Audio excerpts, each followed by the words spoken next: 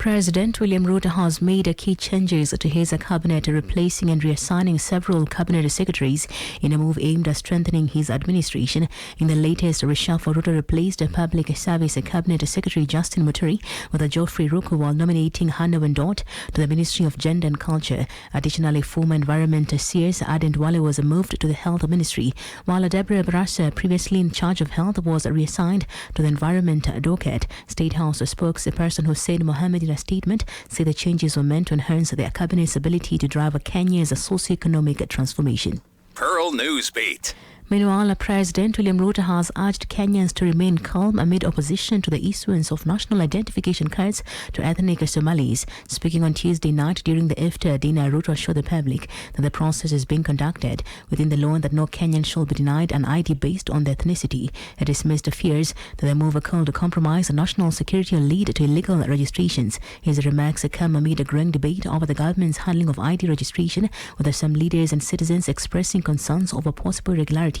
However, Ruto insisted that all eligible Kenyans, including those of Somali descent, have the right to legal identification. Tumekubaliana ya kwamba tuondoe yale mambo ambayo yanatuletea ubaguzi. Mumesema hapa kuhusu mambo kadha, vitambulisho, mambo ya passports, mambo yale mengine ambayo yanatuletea matatizo ya ubaguzi. And I have committed myself that nchi yetu ya Kenya tutaondoa ubaguzi, tutazima chuki, tutaondoa migawanyiko, tutamaliza ukabila. Stephen Munyakho, a Kenyan sentenced to death in Saudi Arabia, is set to return home after Nairobi and Riyadh reached an agreement and 129 million Kenya shillings settlement was paid.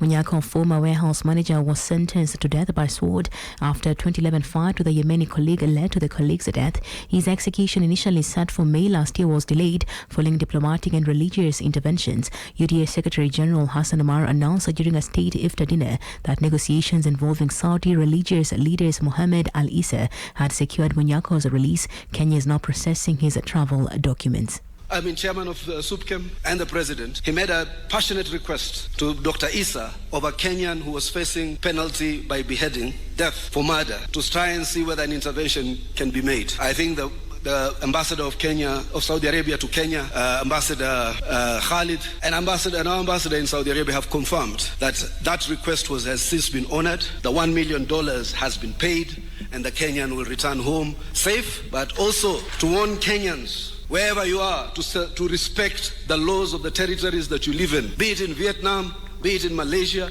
be it in South Africa. As the search for the next IBC chairman concludes today, a group of young generation, popularly known as Gen Z, have protested the exclusion of a youth in the shortlist. The youth have led marches within the Central Business District chanting anti-IBC slogans.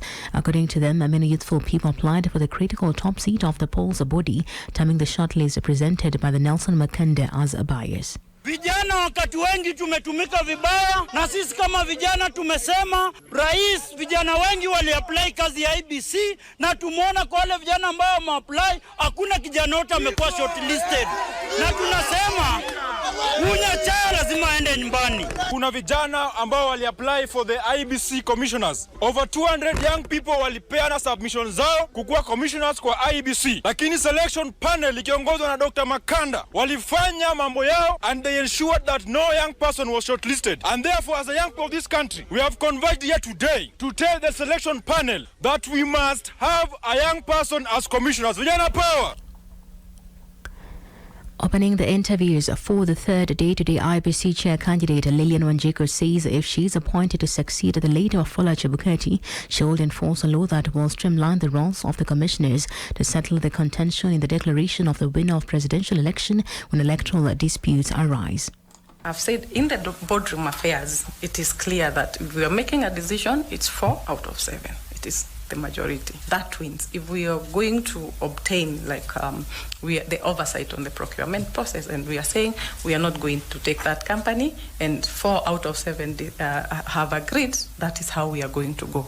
That is what the law allows. But the issue that has not been sorted out is in terms of declaration of resorts. And that's where you fight IBC commissioners disappearing on the people of Kenya.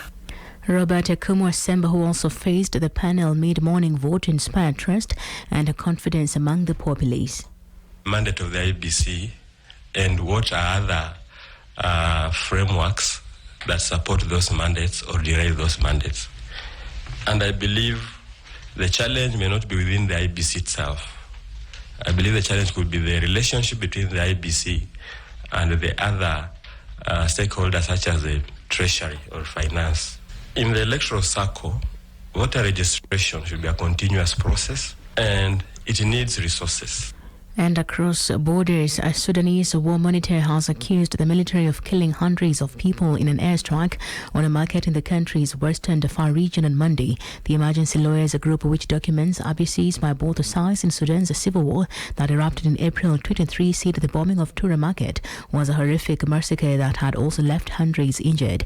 Videos are posted on social media. Some by the army's rival, the Rapid Support Forces, a paramilitary group that controls much of Darfur, showed the smoking ruins of market stalls and the bodies are charred beyond recognition. A military spokesperson denied targeting civilians, saying it only attacked legitimate hostile targets. Both the Sudanese Armed Forces and RSF have repeatedly been accused of shelling civilian areas. Pearl Radio, the home of fresh and classic hits.